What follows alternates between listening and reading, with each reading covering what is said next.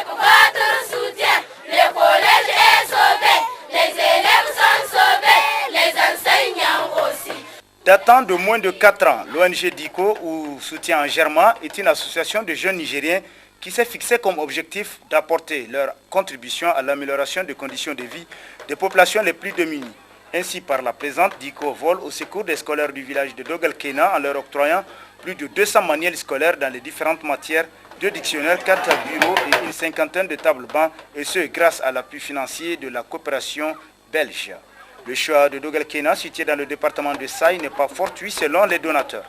C'est dans une situation difficile que l'ONG a trouvé ses élèves et enseignants en face de moi, mobilisés tous aujourd'hui pour l'importance de cette action. Pour résoudre ces problèmes, le bureau exécutif national de l'ONG DICO a décidé de trouver une solution pour aider ces jeunes scolaires qui viennent à peine de démarrer leurs études scolaires. C'est ainsi qu'un projet a été monté en concertation directe avec le COGES et le COGES de l'école et l'ensemble des femmes du groupement féminin Banimete.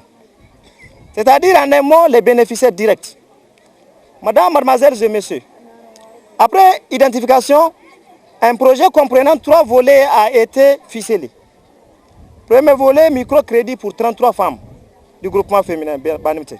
La dotation en équipement et fournitures scolaires pour le collège. La troisième et la dernière phase, la construction de latrines. En marge de cette cérémonie, le directeur du collège a témoigné de toute sa reconnaissance pour ce geste combien louable de l'ONG DICO. Il a également fait mention des doléances de cet établissement en vue de son bon fonctionnement et souhaité que d'autres bonnes volontés ne tarderaient pas à se manifester. Pour nous, cette remise du don, c'est vraiment un agréable plaisir parce que ça vient mettre fin vraiment aux multiples difficultés que nous vivons d'encadrement et d'apprentissage aussi pour nos élèves.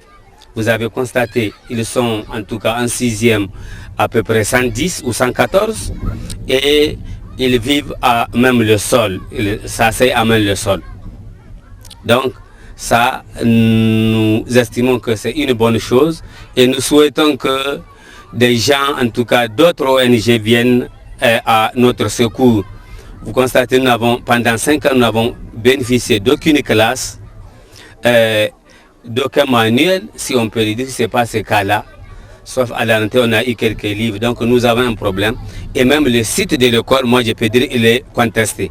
Quand vous regardez nord au sud, nous avons laissé une grande partie parce qu'on dit que, par exemple, l'hygiène du milieu, c'est en fait l'hygiène qui doit intéresser la santé au niveau de l'école. Et donc nous ne pouvons pas entreprendre des actions en tout cas pour améliorer l'hygiène en milieu scolaire et la santé des élèves. Parce que l'établissement, nous dégageons, les gens sont en train par exemple de vouloir récupérer les terrains. C'est aussi un problème. Ça, pour ce problème-là, nous allons lancer en tout cas un appel aux autorités pour qu'ils arrivent vraiment à nous régler le problème des sites.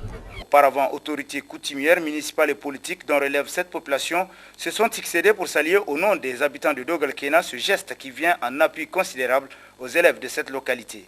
Pour sa part, le représentant de la coopération technique belge, Hassan Malam, a loué l'excellence des relations entre ce pays et les ONG nigériennes pour le bien-être des populations.